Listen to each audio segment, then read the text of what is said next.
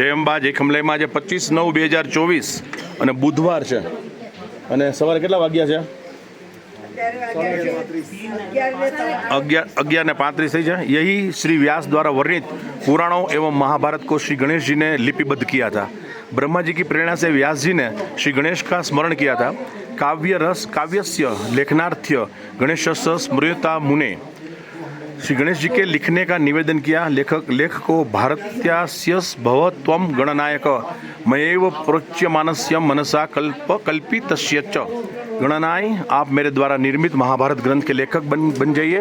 महर्षि की बात सुनकर श्री गणेश जी ने उत्तर दिया, स्तुत्वेत प्रभा विघ्नेशो यदि मैं लिखिन क्षणम लिखतो नावस्थित तदाश्याम लेखको ह्यम। व्यास जी यदि लिखते समय क्षण भर के लिए भी मेरी लेखनी न रुके तो मैं ग्रंथ का लेखक बन सकता हूँ।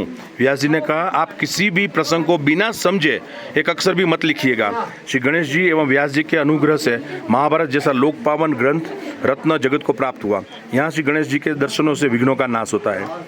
गणेश गुफा माना गाम भारतનું સૌથી છેલ્લું એકચ્યુઅલી એનું નામ મણિભદ્રપુરી છે, એનું માના ગામ નથી, મણિભદ્રપુરી છે અને ભારતનું સૌથી છેલ્લું ગામ છે, પણ સૌથી છેલ્લાને સૌથી પહેલો ગણવો એ નરેન્દ્ર મોદીનું કામ છે।